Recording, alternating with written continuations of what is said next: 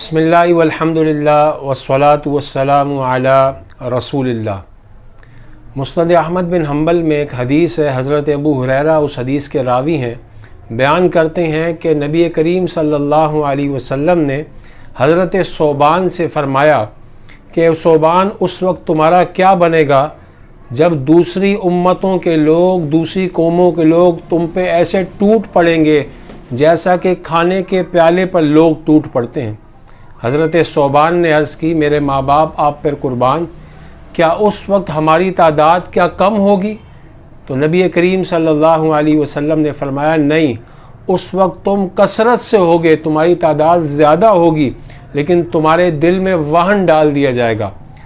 تو حضرت ثوبان نے عرض کی، یا رسول اللہ یہ وہن کیا ہے؟ تو نبی کریم علیہ الصلوۃ والسلام نے فرمایا، حبکم الدنیا وکراہیتکم للقتال، تمہارے دل میں دنیا کی محبت گھر کر جائے گی، تمہارے دل میں دنیا کی محبت پیدا ہو جائے گی اور تم جہاد اور قتال کو ناپسند سمجھو گے۔ آج اگر اس حدیث پر ہم غور کرتے ہیں اور موجودہ حالات جو اس وقت فلسطین کے حالات ہیں اس کو دیکھتے ہیں تو پورا معاملہ کچھ اسی طرح نظر آ رہا ہے۔ فلسطین میں مسلمانوں کا قتل عام ہو رہا ہے، ظلم و ستم ہو رہا ہے، ان کی نسل کشی کی جا رہی ہے، ان کے بچوں کو بے دردی کے ساتھ ظلماً ان کو شہید کیا جا رہا ہے، بچوں کی لاشوں کے ڈھیر لگے ہوئے ہیں، اور جو تصویریں اور جو ویڈیوز ہیں وہ یقیناً انسان دیکھنے کی سکت نہیں رکھتا۔ جسم، ان کے جسم سے اعضاء جدا ہوئے ہیں، جسم سے آنتیں نکلی ہوئے ہیں، ماں باپ کے سامنے ایسی لاشیں رکھی ہوئی ہیں۔ یقیناً جو صاحب اولاد ہیں وہ اس کرب کو، اس درد کو محسوس کر سکتے ہیں کہ سامنے اولاد کی لاش رکھی ہو تو کیا حالت ہوتی ہے۔ یہ حالات مسلمانوں پہ آن پڑے ہیں، اور دوسری طرف کفر کو اگر دیکھیں تو وہ ایک ہوا بیٹھا ہے، سارا کفر مل کے مسلمانوں پر ظلم و ستم کر رہا ہے۔ کوئی خاموش شیطان بن کے یہ سارا تماشا دیکھ رہا ہے، وہ انسانی حقوق کے ٹھیکیدار آج خاموش بیٹھے ہیں، بچوں کی لاشیں پڑی ہیں لیکن ان کی زبانیں نہیں چل رہی۔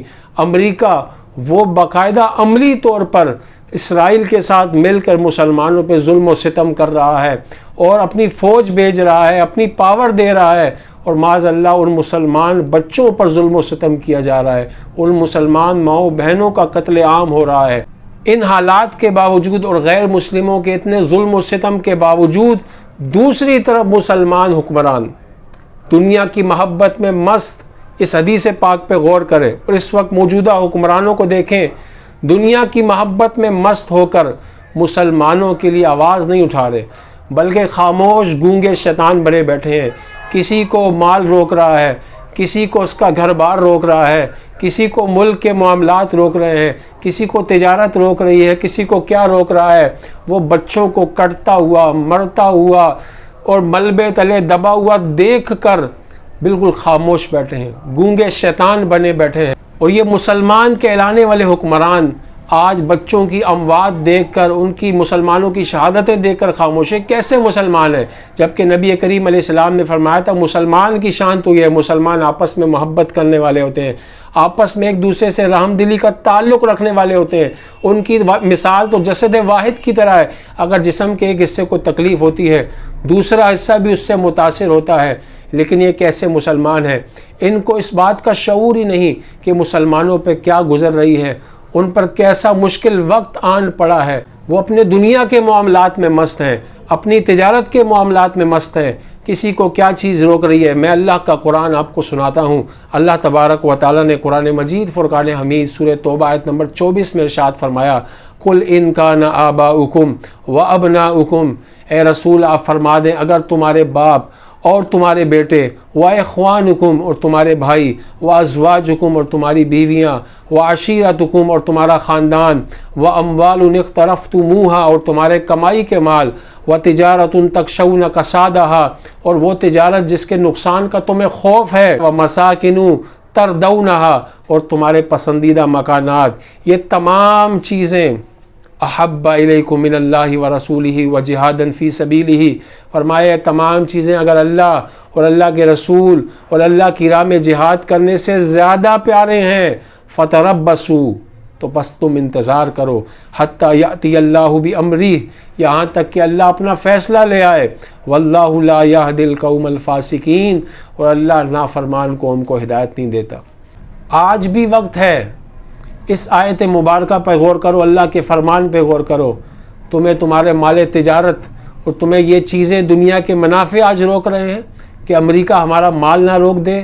امریکہ ہمارا خدا نہیں ہے، ہمارا خدا رب العالمین ہے، وہی رزاق ہے، رزق اس رب نے دینا ہے۔